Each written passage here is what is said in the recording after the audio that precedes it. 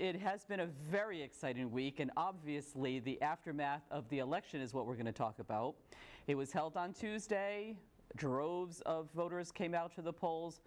Jaziel Correa, the incumbent mayor, lost the recall, but won on the bottom half of the ballot and is now back in his office. What are your thoughts, Lynn? Well, it's a very strange situation, isn't it?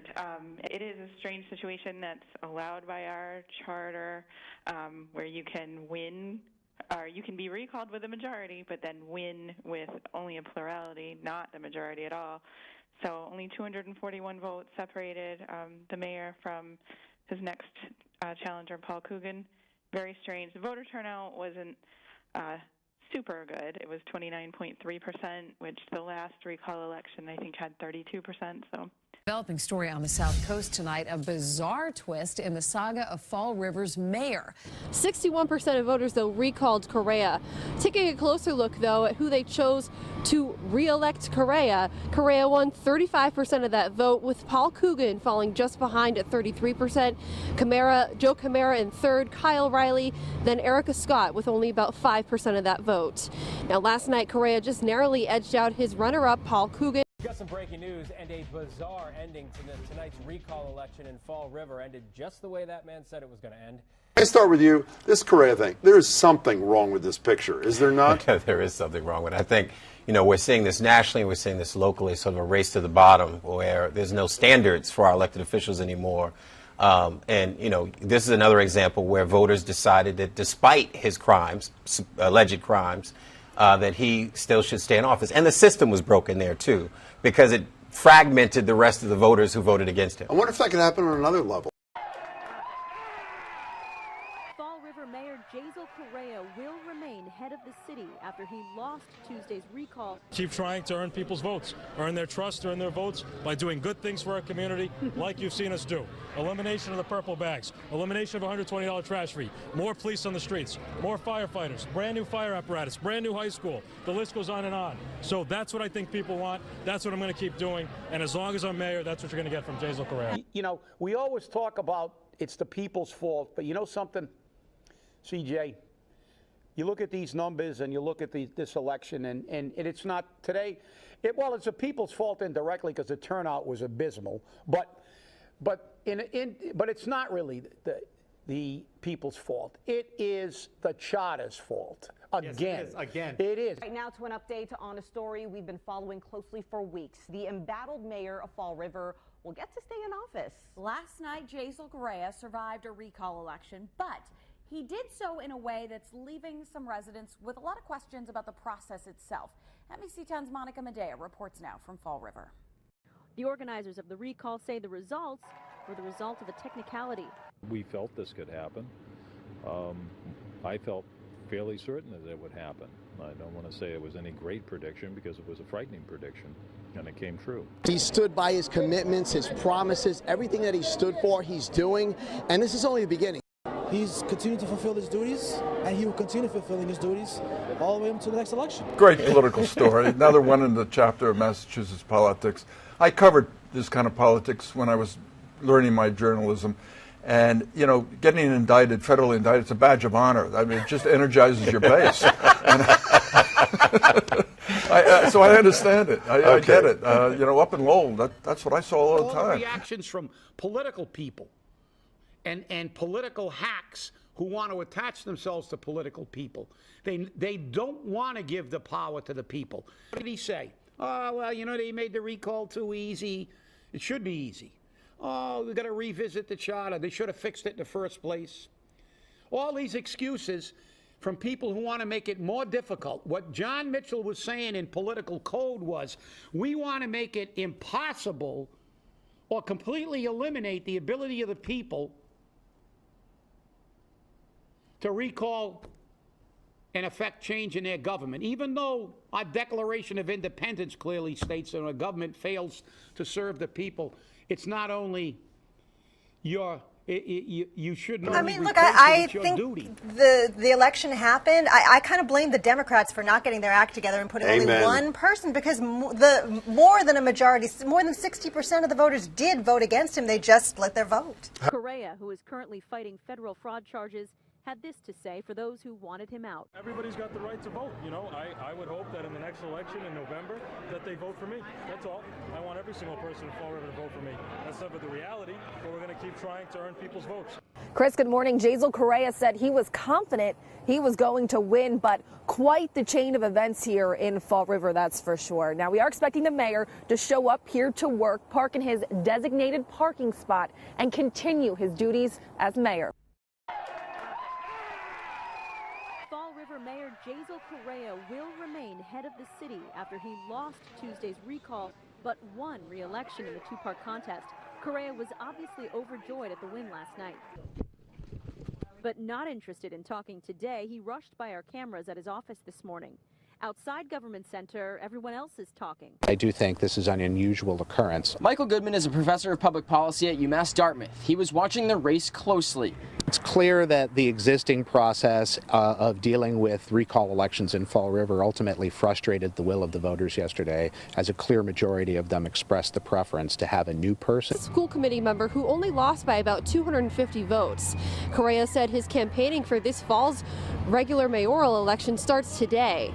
Now, Coogan didn't formally launch a campaign, but said he's exploring running and wants to keep Fall River moving forward. A majority of Fall River voters wanted Jazel Correa out, but that same majority couldn't agree on who should replace him. So his diehard supporters were enough to keep him in place. But I do think Mayor Correa has to be concerned longer term, because Fall River voters are going back to the polls in November for another mayoral election. And unlike yesterday, this time there will only be 2 candidates on the ballot, and the winner will therefore need more than 50% of the vote. So that means the mayor needs to win over a lot of people who tried to get rid of him yesterday if he wants to stay in City Hall after November. And then, of course, we don't know what's going to happen with his federal case between now and then. Yeah. He doesn't have a lot of time to do that, too. No. All right. As I look around this room tonight, I see many of our elected officials.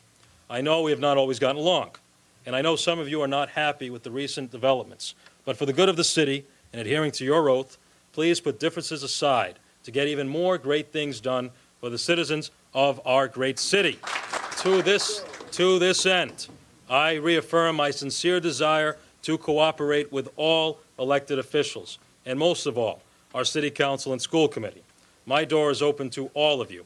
Please participate with me in a constructive manner to advance the interests of the city and its people. For my part, I will make a genuine effort to build trust and to be inclusive. There is no doubt that the city has progressed over the last 3 years, and I'm excited about the future of our beautiful city. This is just the beginning, and there is much more to come. Yeah, so it sounds like Paul Coogan and Mark Costa have been removed from this Durfee School Building Committee, but Joe Camara, who is also an opponent of the mayor in this recall election, he was not, but he says that he's sending a letter resigning because he feels like what the mayor did by removing those 2 was foolish. The mayor, for his part, said that he's going to add Josh Hetzler, who is a school committee member, and he said, he's a firefighter, so he believes, as a first responder, he would have some good experience. And I don't doubt that. I do believe he would be a valuable member, but it's hard to think that, a long time school committee member has kids who's gone through the school system with Mark Costa, that would be a smart move. But then also, it's hard to think that Coogan being removed is not political payback, especially since Coogan brought it up in the debate that one of the things he challenged the mayor on is that he hadn't been to any Durfee School Building meetings. So at that time, you had to sort of think, wait, there might be some payback here, which is unfortunate. Yeah. Very simple. You come after me, you're going to come after me, and you're going to, you have to put it in perspective. This gentleman, rightfully so, has the right to take me on in an election. I won fair and square. I played by the rules. I won the recall election, the rules that they set. They could have challenged it in court. They could have said, well, my name shouldn't be on the ballot. They didn't. I played by the rules. I won. That's it. I'm not going to have somebody that now, based on his own comments, say that this is the fuel that he has to run against me in the fall because you lost, and then you lost your voluntary position. Dan, people in politics lose jobs when there are changes in administrations. I have people that work for me that would have been out on the street. I would have been out on the street had I lost. This guy's just lost a voluntary position, and it just not even the voluntary position, lost his voting rights on the committee because I replaced him with a firefighter. who is also a school committee member. 10 taxpayers are going into court asking a judge to restrain, prohibit, stop, injunct the Board of Elections from certifying Jazel Correa as the next mayor of Fall River, prohibiting the mayor from being sworn in on the recall. And if you prevent the certification on the bottom of the ballot, do we have a mayor? Who takes over then? Is it the city clerk, Allison Bouchard? It may be her, in my opinion. Is it Cliff Ponte, the city council president? Possibly. We may need a temporary mayor. Probably not going to be Paul Coogan. There was an historic case being called. No, not the case of Lizzie Borden.